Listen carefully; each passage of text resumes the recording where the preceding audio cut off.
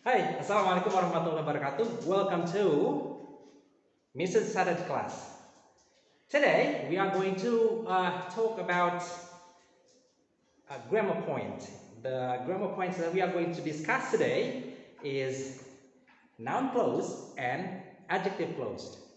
Now, for the sake of practicality, this video is going to be divided into two sections. The first section we are going to talk about noun clause, and the second section we are going to talk about adjective clause. Okay, let's dive right in. Now,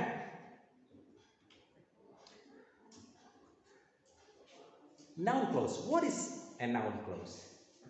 Well, a noun clause is a dependent clause. What I mean by dependent clause, this clause cannot stand on its own. It needs other clause to be qualified as a sentence that carries the complete meaning. Without another clause, which is independent one, this cannot carry the complete meaning. There must be something missing from it. It also the clause that takes place of any noun in the sentence. It could be as a subject, as an object, or as a subject complement. Now, these are, I'm going to give you three examples now of noun clause. Example number one, I was surprised by how she took it lightly. Now, this part that I printed in red is a noun clause which function as the object of the independent clause, which is from here until here. The second example is what you eat in the past will make you in the future. Now, what you eat in the past, it is a dependent clause because when you stop there, something is missing there because it cannot make a complete meaning. It requires these bits that makes it a complete sentence. What you eat in the past will make you in the future. Now, this bits that I highlight in red is the noun clause which take place as the subject of the independent clause. And the third example is the magic words are whatever you have in that envelope. Now, whatever you have in that envelope is the noun clause, which cannot stand on its own. It requires the magic words are to stand as a sentence. Okay, now let me tell you the functions of noun clauses. There are 5 functions that we are going to talk about today. In some books there are some more functions, like 7, but considering the time, we are going to talk only 5 for now. Okay, it can be noun clause can function as a subject, or as a direct object, or as an indirect object, or as object of the preposition, and as a subject complement. Now let's talk about noun clause as a subject. Noun clause as a subject. Now, first, let's talk about what is subject. Okay, subject is a person, place, thing, or idea that is performing the action. Okay, so if you have a verb, now subject is what the verbs are referring to. For example, it is beyond me. The subject here is its. Okay, the second example is someone deserves a thank you. So, someone, which is the subject, is what deserves the thank you. Okay, now how about noun clause? What is noun clause? Now let me give you this example. How they ignore this tremendous once a generation opportunity is beyond me. Okay, so noun clause is a dependent clause that gives that take the place of a noun. In this case, it is a noun, and somehow we want to clarify further. We want more information. What is that? It. What is that? Something beyond me. Okay, so we need to clarify further this it by making this it into a clause, which is noun clause. How they ignore this tremendous once a generation opportunity is a clause, but dependent one, because it cannot stand on its own. Now, how about this one? Someone deserves a thank you. Who is that someone deserving this thank you?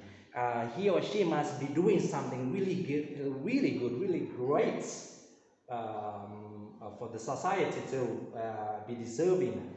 Thank you.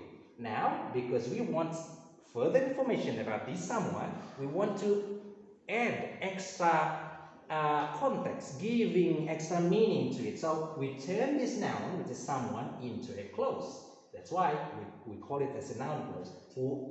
Whoever cleans the toilet. We change someone to whoever cleans the toilet. Now this bit is a noun, which in this example is a subject. Okay, now let's go to the noun clause as a direct object. But first, let us clarify what is a direct object. Direct object is the thing being acted upon. Okay, so for example, if we have the words hit, now this is a transitive word, it requires a direct object. So when we say hit, what do you hit? Yeah, you have something to hit into, right? That something that received this, the act of this hit is a direct object. Now, let's take these two examples as the example.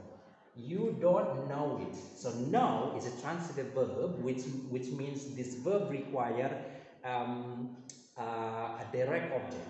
Yeah? Okay. Which is in this case is it. It is a direct object of a noun. Yeah? Of the active noun. And that's the second example is tell me the secret. Tell is a transitive verb. It requires actually this requires two objects. One is direct object and the other one is indirect object. Tell me the secret. The secret is the direct object, which is the something that acted upon, and also me, which is the receiver of that action. All right. Now we want to know more about it. What's that thing that you don't know? All right. Now to do that, we are going to change this noun, this it, into a noun, and name is noun clause. So now we have you don't want to know what Karen has planned to trick the boys. What Karen has planned to trick the boy is a dependent clause. Here acts as a direct object of the verb now. Yeah, of the verb now. Okay, now let's see the second example. Okay, tell me the secret. Now we want to know what's the secret. What the secret that you want to share? Okay, now we are going to do that. We are going to give more context to this noun by changing this noun into a clause, noun clause. So now we have, please tell me who left his shoes on the floor. Okay. Now let's talk about noun clause as an indirect object. Okay. Now let's define first what is indirect object. Indirect object is the recipient of the direct object. Is the recipient of a direct object. For example, if you give something, yeah, you need someone to receive that something. This someone is indirect object. Yeah. Okay. So take these two sentences as the example. The first one, the judge will give it some deliberation. The second one, I will tell someone my frightening story. Okay, the judge will give it some deliberation. Give is a transitive verb which requires a direct object. In this case, it's, yeah, as something that act upon, and um, some deliberation is the direct object with something that act upon, okay, and it, which is the receiver. Okay. Now we want to know more. What is this it? We can do that by changing this noun into a clause, which is a noun clause. And so we have now the judge will give what you said some deliberation during a decision. It's changed into a clause. Changed into a clause. What you said. I will tell someone my frightening story. Who is that someone that you are pleased to share your scary story with? This must be special someone, yeah.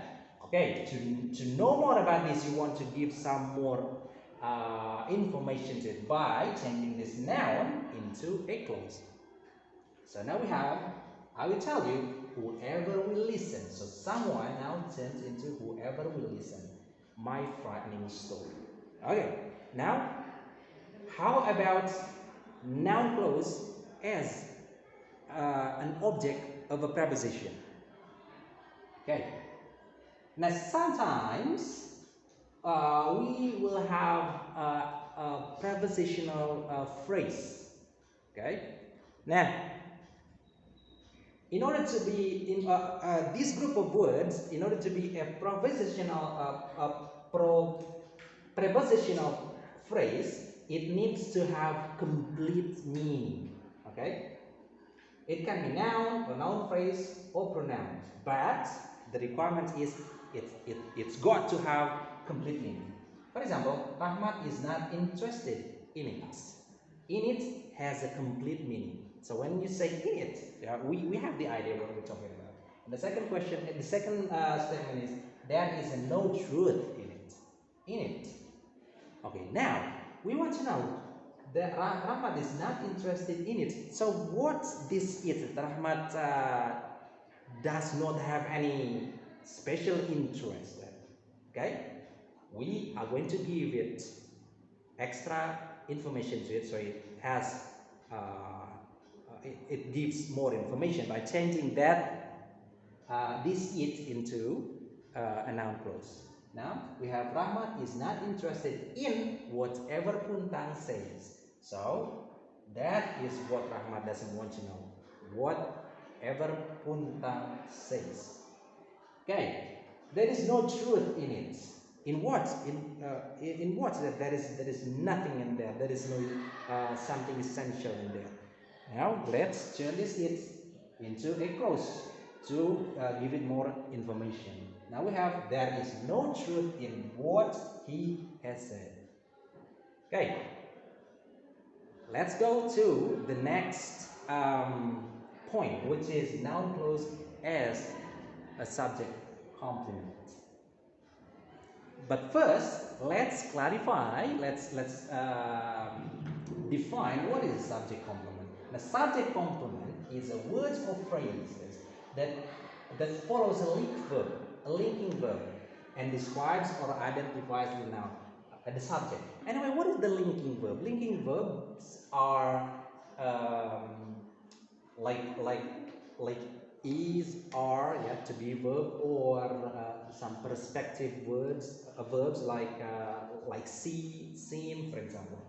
Okay, so take these two examples. The first one, the problem is this. Okay, the problem is this. Now look at this linking verb is. Whatever comes after this linking verb is a subject complement.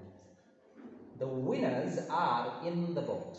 This is the linking verb. Whatever comes after this linking verb are the subject complements, like the whole bit here. Okay, now we want to know more about this, this. So now we are going to change this into a clause. So now we have the problem is that you never think before you speak. This is a dependent clause, has meaning, but without this dependent clause, it cannot stand on its own to be a sentence. Okay. Let's see the next example. The winners are in the box. Now, which box? Yeah, in which box? What color the box? What is the dimension of the box? We want to know more about this box because we would like to know who's the winner. So now we are going to change this box, okay, by giving it anyway in the box. So the head, the subject of box is the head of the noun unit. So you want to give it extra meaning to this provisional phrase. Okay. The winners are whomever you pick from the box of names. Okay, everyone. Now, that's all for this part, for this bit. Like I told you, for the practical standpoints, I need to divide this presentation into two parts.